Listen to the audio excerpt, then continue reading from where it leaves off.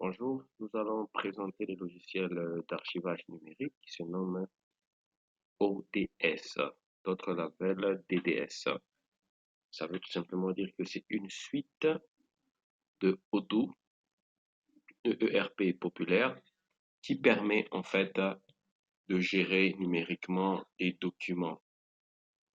Donc, ce qui est très intéressant ici, c'est la simplicité avec laquelle ceci se passe. Donc, c'est pas comme les logiciels de gestion qui sont très difficiles à gérer, mais par contre, ça, c'est très facile à pouvoir gérer. Donc, sans plus tarder, on a deux parties. Il y a la partie document et la partie configuration. Donc, la partie configuration, c'est là où on fait tout le setup possible. Donc, le setup euh, commence par ce qu'on appelle le workspace ou bien des espaces de nom. Donc, le workspace, ce sont, pour être pratique dans le cas de Sunroo, ce sont les services disponibles ou les départements pour certains. Nous savons que nous avons les services assurance qualité, nous avons les services GAS, les services passation de marché, RH, finance. On a également Pansy. Alors les autres là, c'est pour des raisons de test qu'on les a créés. Alors là, les workspaces constituent donc nos services. Pour créer un service, c'est simple. Ici, euh, on va le créer de cette façon. On lui donne un nom. Par exemple, ici, finance. On peut choisir un service parent si un département dépend d'une direction. Donc, à ce moment-là, c'est la direction qui devient le parent. Donc, je vais prendre le cas concret, par exemple, assurance qualité ici, que nous avons pu créer. Voilà, assurance qualité est là, c'est un service. Nous savons que le parent de ce service, c'est le département technique. Donc, on va créer un département technique qui va être comme un espace parent. On va mettre la société, c'est Sunroo. Et puis, on va définir ce qu'on appelle les groupes d'accès. Alors, c'est quoi les groupes d'accès? Les groupes d'accès, ce sont des groupes qui permettent aux utilisateurs d'accéder aux documents en fonction des permissions. Donc, ici, tous ceux qui ont des accès administrateurs aux documents ou assistance vont pouvoir accéder au dossier numérisé assurance qualité. Parce que dans ce dossier, bien évidemment, nous aurons des sous-dossiers. Par exemple, auto d'import, certificat d'analyse, certificat OCC, partie historique 2012, partie historique 2015, qualité et vieux doc. Alors, donc, toutes les personnes qui ont accès ici vont également accéder au sous-dossier. Mais les gens qui n'ont pas d'accès à ce répertoire, ils ne pourront tout simplement pas accéder du tout. Alors, une notion importante ici, c'est la notion d'étiquette, ce qu'on appelle les étiquettes. Les étiquettes, en fait, il faut comprendre ça comme des sous-services. Des sous-services ou des sous-départements, si vous voulez, ou des sous-dossiers dans la praticabilité. Donc, on peut en créer autant qu'on veut. On a une ligne ici, on peut ajouter. On peut ajouter une étiquette. Donc, catégorie d'étiquette, on peut définir une catégorie et puis on fait l'infobulle, on crée et c'est tout. Prendre par exemple là, ici dans qualité, nous avons créé toutes nos étiquettes, certificats, OCC, ainsi de suite. Nous pouvons ajouter, si nous voulons, bien sûr, nous pouvons ajouter OLMS, par exemple. OLMS. OLMS. Je regarde, c'est tout. On va dans qualité, on le voit OLMS. Pour supprimer, on va juste en supprimer là-bas et on sauvegarde. Et avant de finir avec la création de dossiers, de répertoire, ici c'est la description. Vous ajoutez la description de ce que fait votre dossier. Et il y a également ce qu'on appelle les actions. Alors, très important comme concept. Ici, c'est que les actions sont des actions qui vont commencer à s'enclencher s'enclencher automatiquement après une certaine période. Par exemple, vous voulez renommer des documents, mais les documents, ils sont nombreux, ils sont à 200. Ils sont plus de 200 documents à renommer, vous n'allez pas les faire un à un. Donc, vous allez créer ce qu'on appelle des actions. Alors, une action va permettre, une fois qu'on l'exécute, de pouvoir renommer même 1 million de documents sans qu'on y touche du tout. Alors, on va créer une action qui est celle-là. Ça peut être aussi une action pour transférer un document. Donc, on dit par exemple transfert de documents. On va prendre tous les documents qui sont dans certificat OCC. On va les mettre dans vieux doc, vieux document. Donc, dans le sous-dossier certificat OCC, on va les prendre pour les transférer de ce sous-dossier vers le sous-dossier vieux document. Alors, l'action spécifique à faire, c'est quoi? Vous voyez très bien que le transfert document qui possède la catégorie certificat OCC se trouve dans le dossier de base ou dans le service assurance qualité. Mais l'action va consister à déplacer ça de ce service-là vers le service passation de marché, par exemple. Alors, une fois qu'on exécute cette action, ça va mettre dans passation de marché et ça va mettre dans la catégorie transfert.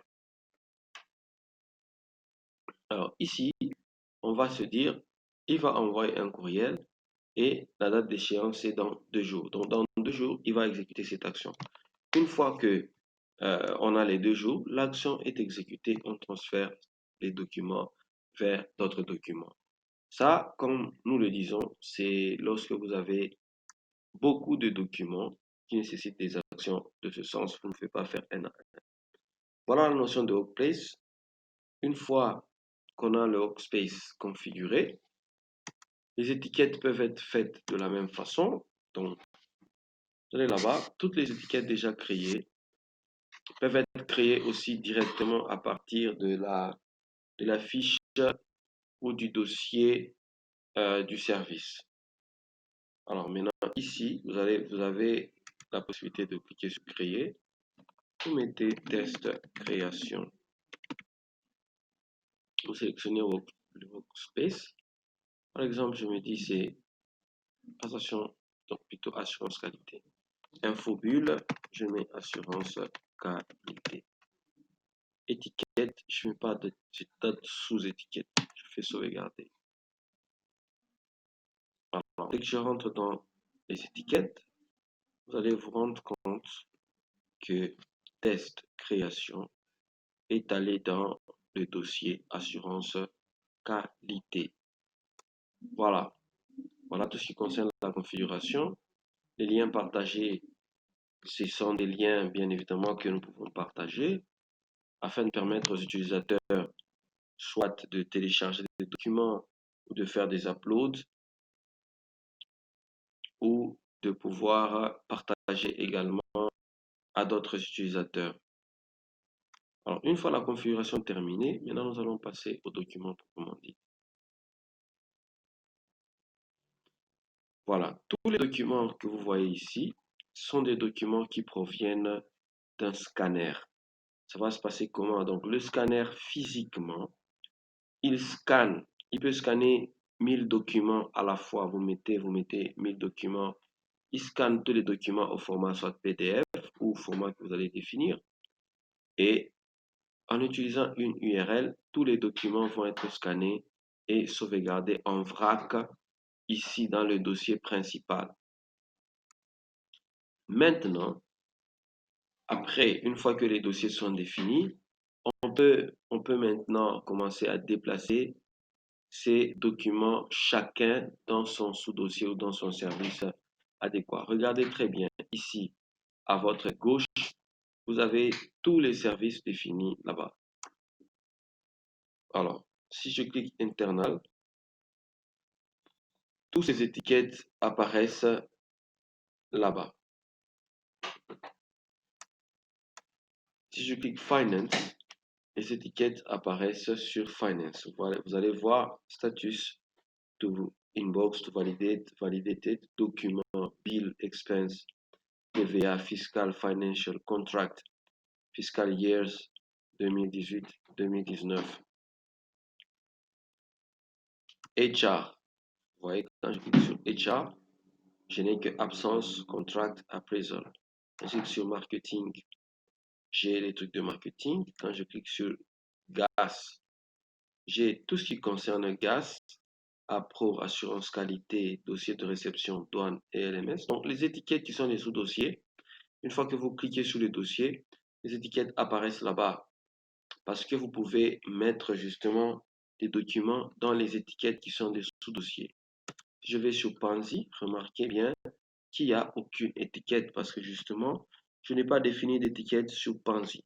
Donc, tout ce qu'on avait là en bas a disparu.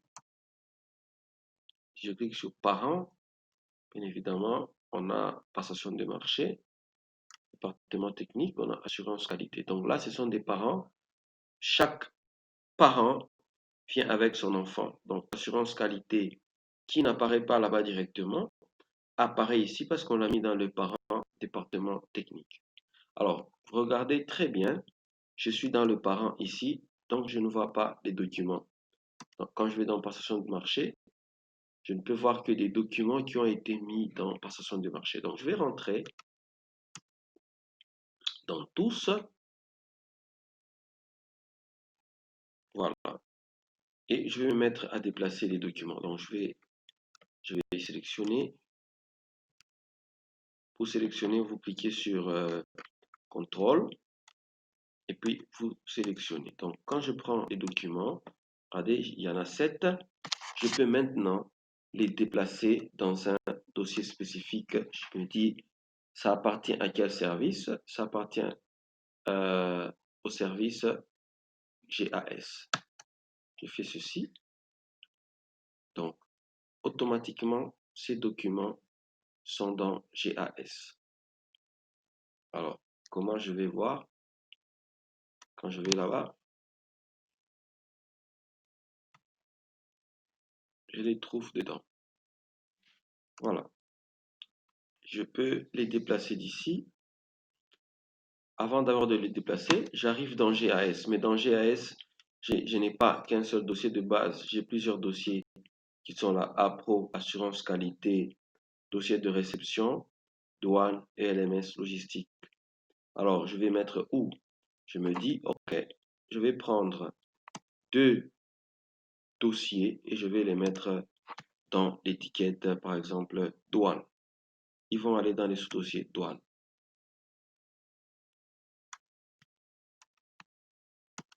Alors ici, vous voyez actions. Ce sont les actions normalement qui sont définies sur le dossier. Donc si on est dans les dossiers comme assurance qualité, on va voir les actions qu'on a définies là-bas. Donc ici, quoi que je sois dans GAS, mais j'ai mis les 2 documents ici dans l'étiquette ou dans les sous-dossiers douane. Je vais également prendre. Alors, ce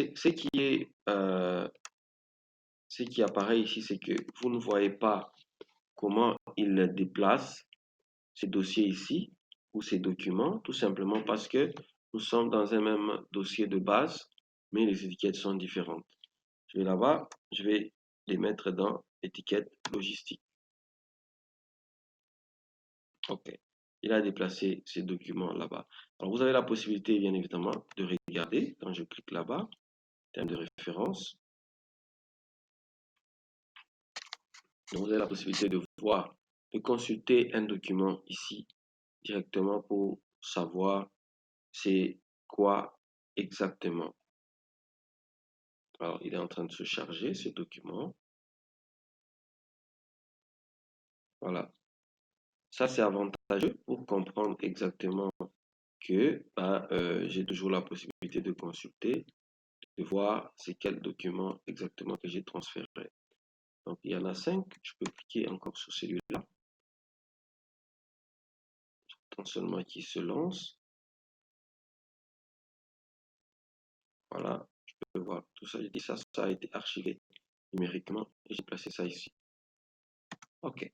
Donc, je ferme. Je sais que c'est dans GAS. Alors, qu'est-ce que je fais quand je clique Quand je vais, par exemple, là, toujours dans GAS, mais je vais dans ELMS, vous voyez, il n'y a rien parce que j'ai rien mis. Mais quand je vais dans logistique, je venais de mettre des documents. Vous voyez, j'ai 5 documents qui sont dans logistique parce que je les ai placés là-bas. Et je vais aller dans douane. Vous voyez, ici, il y a 2. Là-bas, il y a 5. Tout ce qui n'est pas attaché apparaît là-bas en bas, c'est 17. Donc, tout ce qui n'est pas attaché, ça veut dire quoi? Ça veut dire que ce sont des documents qui n'ont pas été placés dans les sous-dossiers. Donc, vous pouvez cliquer là-bas pour voir. C'est tout ça qui n'a pas été attaché. Mais quand vous attachez quelque chose, vous mettez dans un sous-dossier, vous voyez, il te dit que là, il y en a 2, là, il y en a 5. Voilà. Ça, c'est ce qu'on appelle la notion d'étiquette. Alors, c'est la même chose, ça se passe exactement de la même façon. Mais une notion importante ici que l'on va voir, je vais rentrer sur douane pour voir les documents qui se trouvent là-bas, dans la douane. Alors ici, qu'est-ce qui se passe exactement? C'est que je peux cliquer sur ce document. Une fois que je clique sur le document, regardez bien, nous avons des options ici.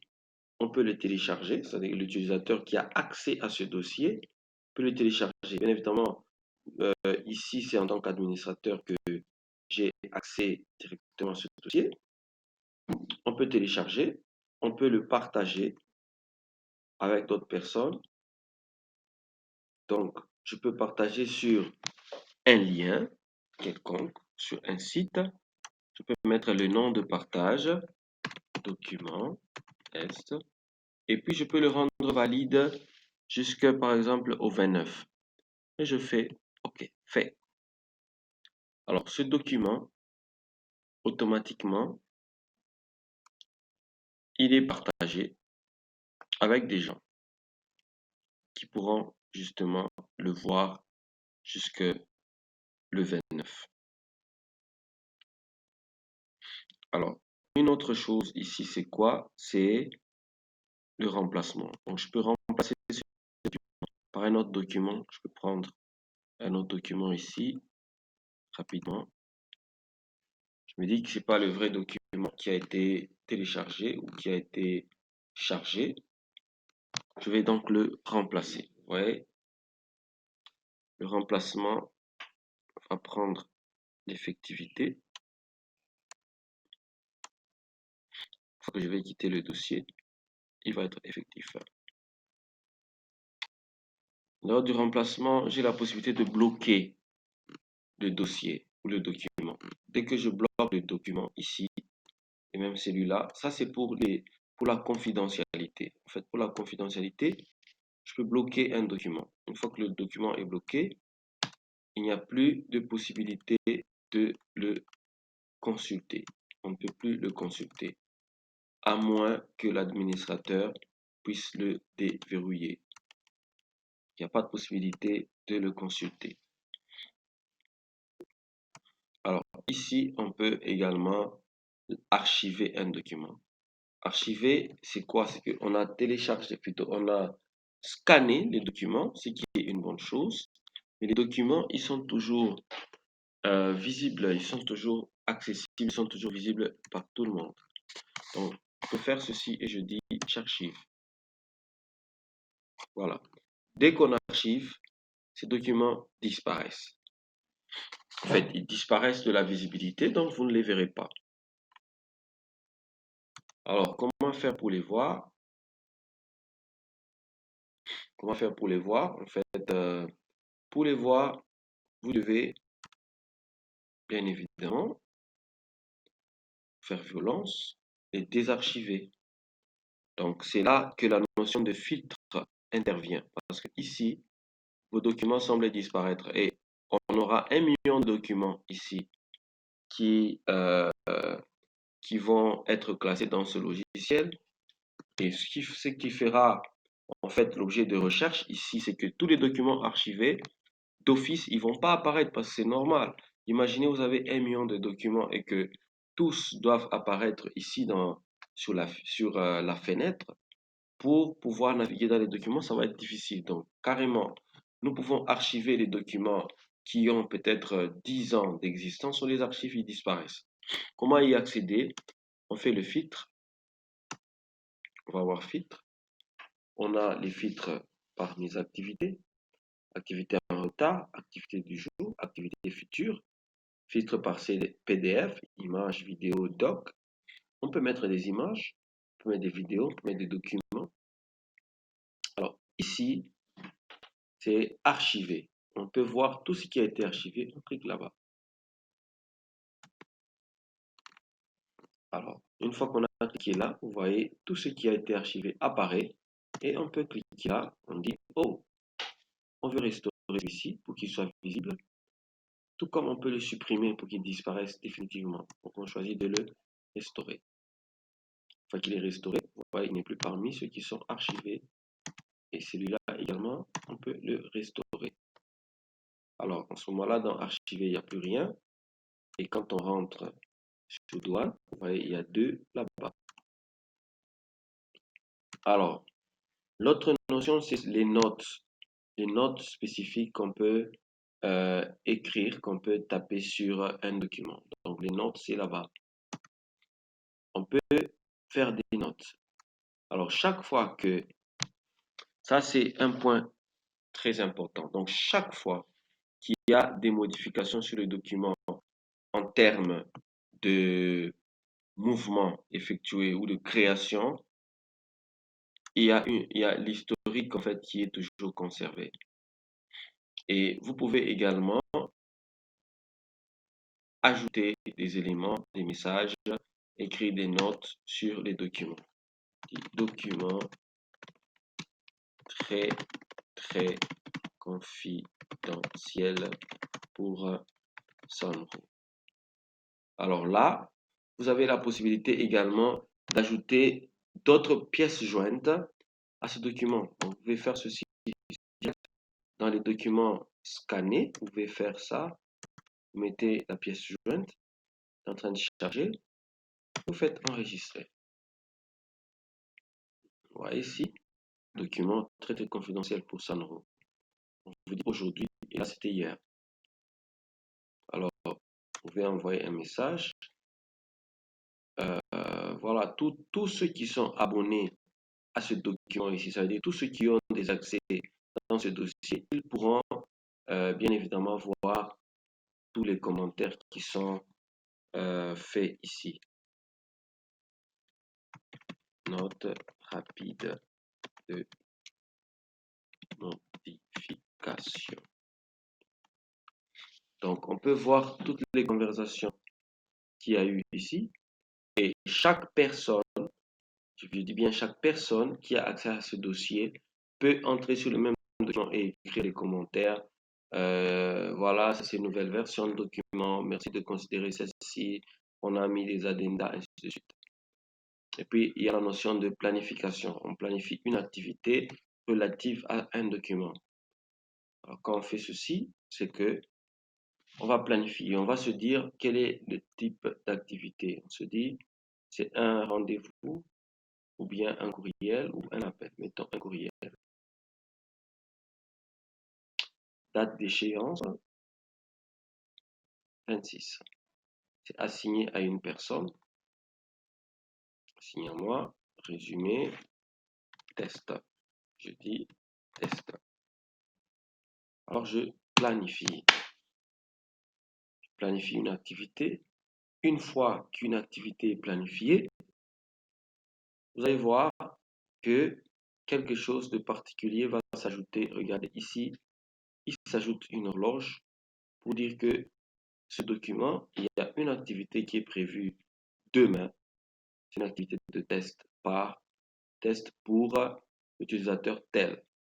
Alors là, c'est une fois que c'est fait, vous pouvez marquer comme terminé, annuler ou modifier. Supposons que ce qu'il a promis de faire, il a fait. Donc on va aller là-bas, on dit marquer comme terminé. Je mets un commentaire. Test effectué avec succès et marquer comme terminé et planifier le prochain ou la prochaine activité. Ça, c'est la notion d'activité planifiée. Voilà. OK. J'ai courrier terminé. Test. Test effectué avec succès. Original note. Test. C'est sur un même document. Alors, donc ici, c'est tout à fait clair.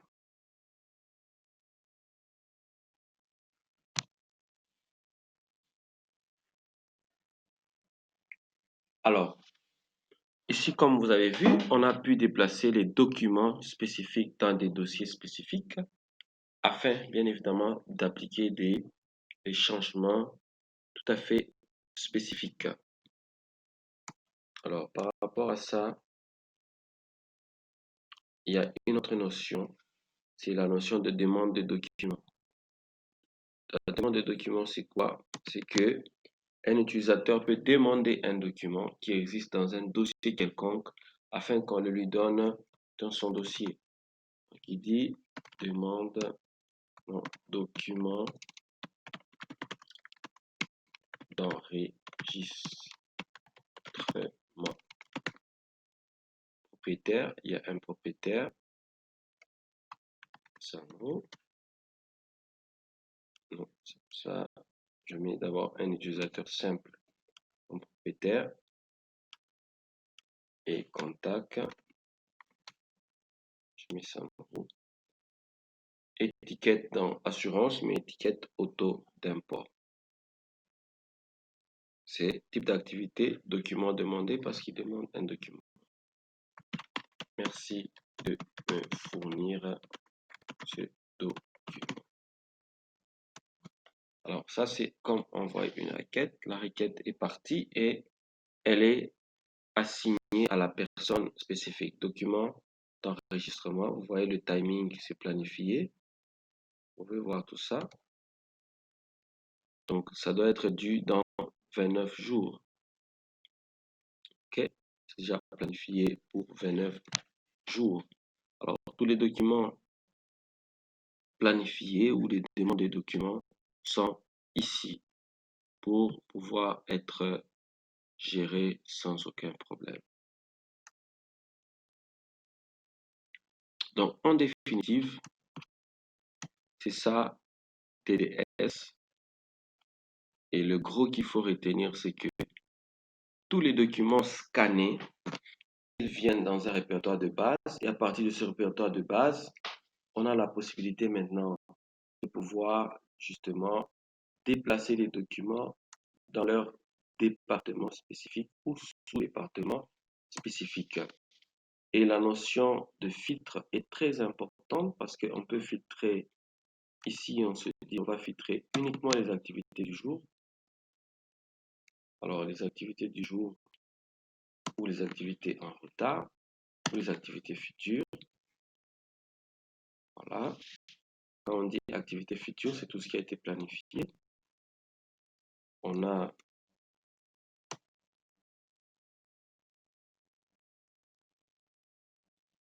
voilà, on a mes documents, mes fichiers verrouillés, tous les fichiers verrouillés. Voilà, donc on a la possibilité justement de pouvoir filtrer, trier en fonction des instructions qui sont ici, qui sont mentionnées ici. Voilà, donc en définitive, les utilisateurs pourront accéder, quand ils ont les accès, parce que tout le monde ne verra pas ceci de la même façon. Moi, je vois tous les menus ici parce que je suis administrateur. Mais chaque personne ne pourra voir que les éléments auxquels il a accès.